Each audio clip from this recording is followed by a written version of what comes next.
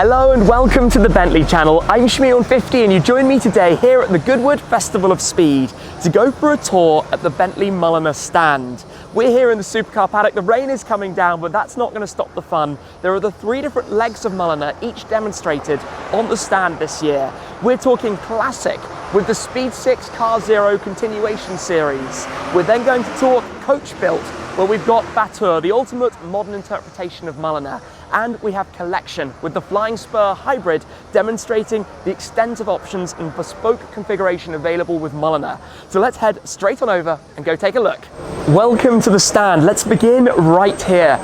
The Bentley Continuation Speed 6. This is car zero of the 12 that are going to be made, the second continuation model after the blower, and there is quite a story behind the Speed 6 itself. In fact, if we rewind back, it was the winner of the 1930 24 Hours of Le Mans. The story at the time actually goes that the competition were winning everything back then. The Birkin blower, the most famous Bentley probably in the world, was actually the car that would pull them away, that would go for it, take it more like a sprint race to force the others to retire, allowing this, which was built more for endurance, to actually go on and win, to be victorious, to take the top step on the podium. We've got a 6.5 litre 8-cylinder engine, but this is now made by Muller, and unlike the blower, where they had the ability to take the original Birkin car that belongs to Bentley, to completely take it apart, to be able to scan every individual component, the original Speed 6 that won the race is in private hands. As such, it couldn't be disassembled.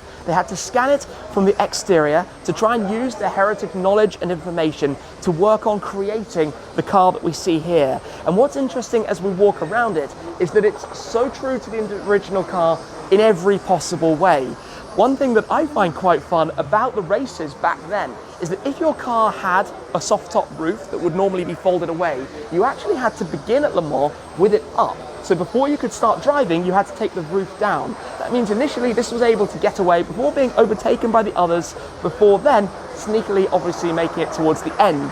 The only things that have changed for the continuation series are to improve the radiator, of course, to help with cooling, to give it safer fuel lines, something pretty critical, and then an option in response to customer feedback from the blower is also to fit a USB charger to keep your phone powered. Of course, in the modern world, navigation, having your phone charged up is something that we all want from our cars. This is car zero. It's made with Rexine. Customers can of course choose the exterior color and the interior leathers, but in every way it is a wonderful thing to see 2.2 tons of car sitting here, part of this continuation series, and the first car that welcomes us here on the stand. We move next to the Flying Spur Azure Personal Commission by Muller. Now this is a car that's on fleet to give an example of what is possible in terms of going beyond the already expansive options list. So for example, you might be looking at this car and thinking the paint color is cricket ball, one of the options that you can have for the Flying Spur that matches with the red leather interior. But in fact, this is called Sunset. It's an evolution of that paint. Now going beyond that, the car is also complemented with the carbon fiber styling specification package, where we also have the additional linen pinstripe, which matches to the interior as well. We've got the black line specification. You can choose between black line and chrome line specification, and in fact this is proving at the moment to be more popular, with about 70% of clients choosing this configuration. If we come through though, this is where we can take a look at the interior. A wealth of bespoke options that have been brought into this. We have the primary color in cricket ball. Then we also have the linen leather insert. So for the 6 o'clock marker on the steering wheel, along with the gear shift selector, you can see in the center. Not only that, take a look at the stitching in the contrast to match. And in fact, the seat backrests run all the way from the top down to the bottom with a new stitch pattern that you can see as well, along with the perforations. On the steering wheel, we also have a new stitch, which takes 3 times as long as the traditional cross stitch, but an example of what Muller can achieve.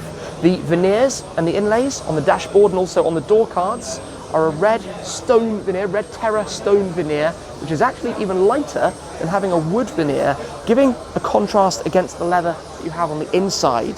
To show you the interior at the rear of the Flying Spur as well, back here continuing with that same high level of luxury, all of the jewelry that you can see within, the finish to the seats. And in addition, we have the bespoke floor mats as well, with also a linen pinstripe that runs around, plus the B logo gnarled on those pushers as well that hold it in place. But you know what? There's even more to see here in the W12 gallery. So let's head upstairs. As well as having a very special car to come and take a look at, we also have a W12 engine. Now this engine was introduced back in 2003 in the original Continental GT. It's just only a matter of weeks ago celebrated its 20th birthday.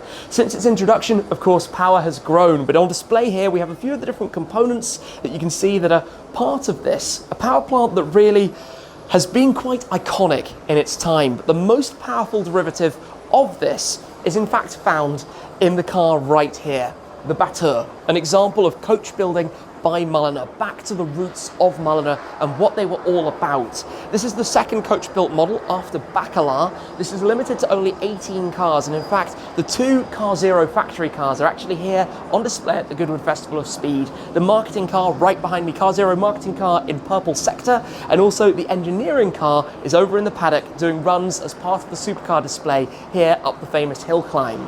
Now, what's interesting about this is that it makes 740 horsepower, 1,000 Newton meters of torque. It is the fastest two-door Bentley car ever. 209 miles per hour is the top speed. The bodywork, looking towards sustainability for the future, is actually made largely from natural fibers. The first time that's been implemented for the exterior bodywork of a production road car.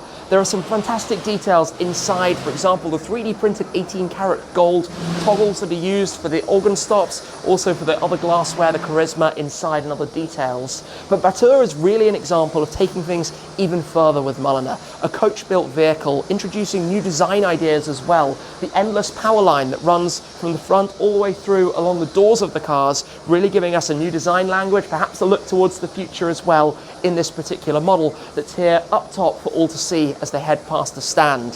So this is it, the Muller stand here, the Bentley Muller stand at the Goodwood Festival of Speed. I hope you've enjoyed this tour. Thanks for watching.